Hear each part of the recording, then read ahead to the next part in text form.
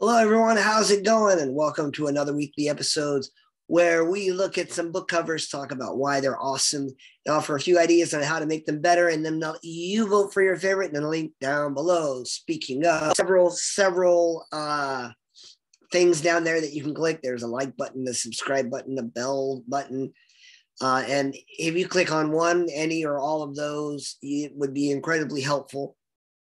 One in particular I want to mention, I'm your humble host, M.L.S. Weech, and I am an independent self-published author. And if you would go to my Amazon buy page and see if any of my books interest you, that would be awesome. Really appreciate it.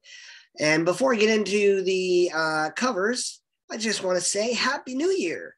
By the time you guys watch this, it will indeed be 2022, and I hope that these years are getting better and better. I know things look a little scary right now with Omicron and COVID and things coming up. I want to wish you all the best, and I hope that this coming year is filled with love and joy, and it's just a better year for you guys. And even if it was amazing, I hope that 2022 is even more amazing. So I just wanted to offer that little message before we get into it. So we got to announce the winner for week 3 and then pick the winner for week 4, which means we're also going to be able to choose the January book cover of the month. And that is awesome because it takes us even closer to the book cover of the year. And the week 3 book cover of the month is Ravens of Yellowstone by Russell James. And Ravens of Yellowstone by Russell James is, I like the color of the text. I like the text choices. And I think that's just beautiful of a Raven. And, big prop, big ups to that guy. It's not an incredibly complex cover, but it is an incredibly beautiful cover. And I think it's deserving. And I want to congratulate Russell James and this book cover designer for their tremendous work. And now we can get into week 3.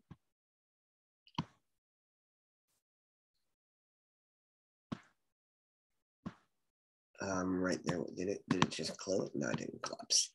Now we can get into week 3. If I can just find my handy dandy. Where'd you go, Dave?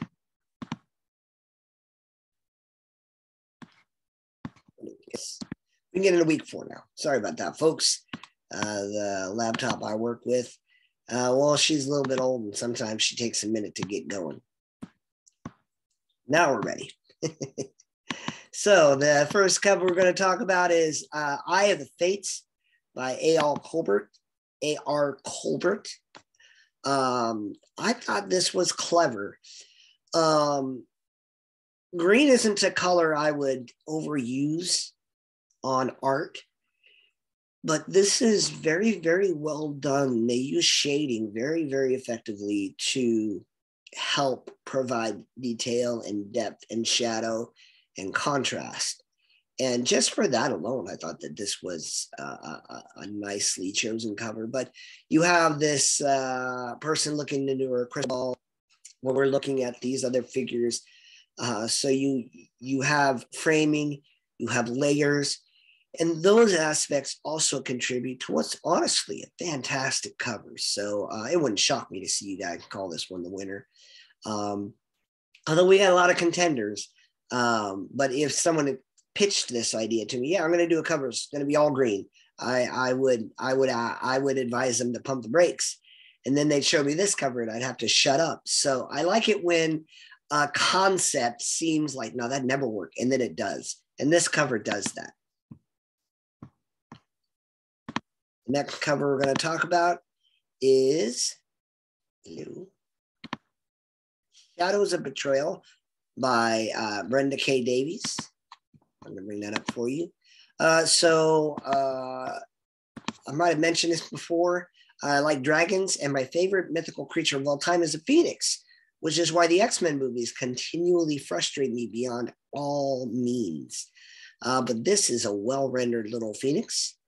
And I love the detail in it. I'm not really sure I understand the foliage that surround it, but it creates a frame and it gives it a little contrast, a little bit of variety in color. So it's not a terrible thing. I'm not positive of that environment.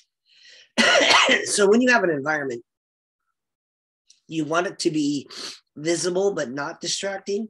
And if you can't see it back here, this is a forest or tree landscape or a woods landscape, and it's pretty darn hard to see. I don't think you need it because you can't really notice it unless you really look in there. And so, you know, with what you have working for you, you don't need to add more. Now, you know, Miss Davies is a USA Today bestselling author, so she didn't need my help. But I've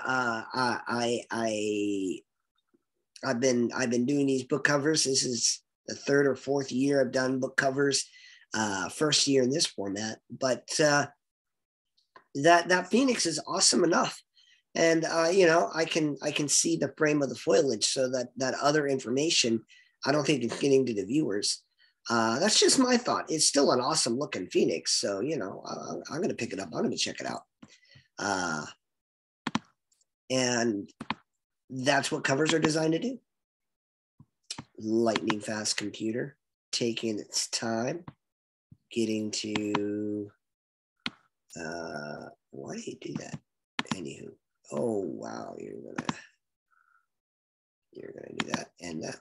But now you have options. There we go. The next cover, it's Rehuman by Eric Fomley, and I was honestly captivated by such a simple cover. I just love the sci-fi style to this. You know, it's a figure walking through a light hoop, which, you know, is not the most complex thing to do. But that costume is just amazing. It's just, this could be a costume. I think it's rendered myself. People do rendering more than anything else. But it's just really cool. And it opens so many questions. So this cover really, really stands out, even though it's not incredibly complex. I love how minimalistic it is. I do love the font in this. I think that they could have put the author and title texts. They could have moved it, made it a little smaller. But it doesn't absolutely distract. So it still kind of works where it is. As I stare at it, I just, even the little ripple effect that they do in the center of the text, it's just one of those covers. It's so clean. It really lets everything stand out. And this only works if you have something truly interesting to look at in a minimalistic area. And that figure in that costume is just flat out incredible. Next one we're going to talk about is also minimalistic. That might have been the accidental theme of the week, I guess. But it's called Gifts of Today by H. Van Steenberg. And I'm a sucker for silhouettes. I say this at least every other week, if not every week. I wish that text was just a little bit higher, and I wish that you could see the subject's feet. But that silhouette with that hair flowing in that landscape, it's beautiful. They at least moved the text to help it flow better with the rest of the design, which is something I can give it credit for. I don't know about that author text. That author text feels a little slapped on. It's not the concept we use at the school I teach at. We call it unity.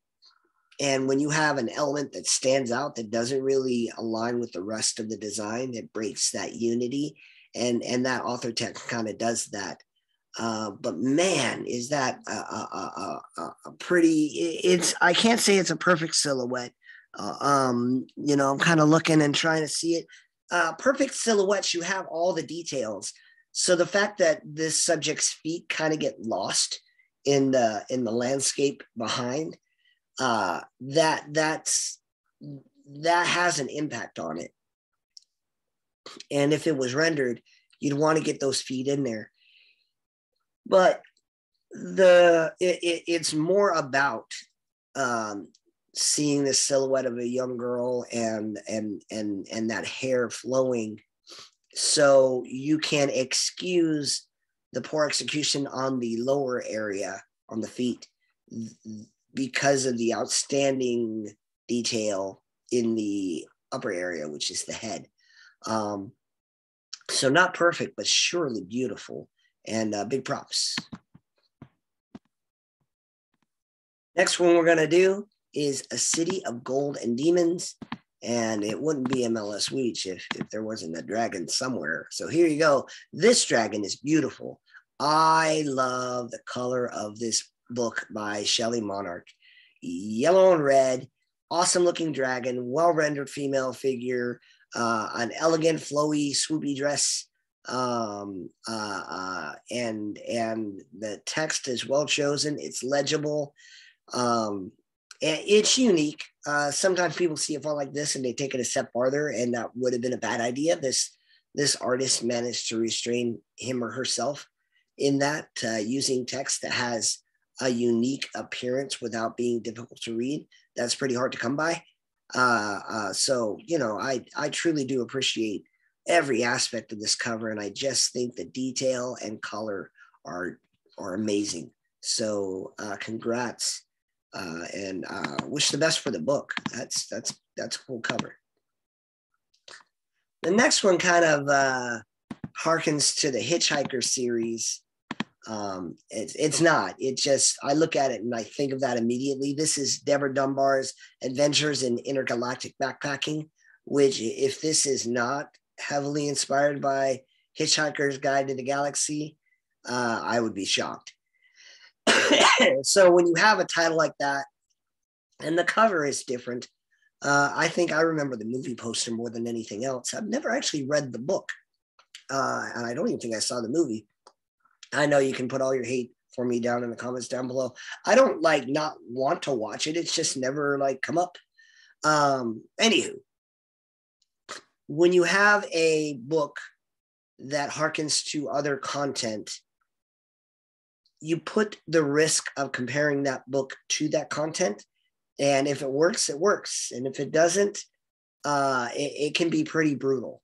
So I haven't read either. If you've read both, I wonder what you think. You can put that in the comments down below too. But the thing that this designer and this title bet on is this cover screams, if you love Hitchhiker's Guide to the universe or the galaxy, then you're going to like this book. And it's up to the content of the book to prove it. The figures are well rendered. The planetscape is interesting and cool. The font is right in there with the theme I've been discussing. So it works in that it sells what it says it does. And the reader will have to read the book and determine whether or not it fulfills that promise. It's dangerous in that if the reader feels they didn't get what they paid for, but if it does, man, a book like that could be very successful. Last cover of the week. I know I've been yawning a little bit. We're just recuperating, getting ready for the new year. But these covers are beautiful, so they're helping me get all my energy flowing. So this is Square. It might be Square Cube by Mira Grant. I'm not really sure how to read that title. I have read Mira Grant's work. I read the symbiosis thing, the one where the parasites are doing stuff. That might be a spoiler, but I mean, it's pretty vague. Anywho, I'm familiar with Mira Grant's work. She does a good job of blending horror and drama. And this cover kind of promises more of the same. So remember I told you about silhouettes and how they're all about separation and contrast, where you can see everything. The last cover was beautiful in its own right. This cover is more technically sound. And the reason for that is the figure in the foreground, this young person, this young lady, she's framed by not only the silhouette of the figure who you can see all of, but that shadow is creating a line that takes you right back to her.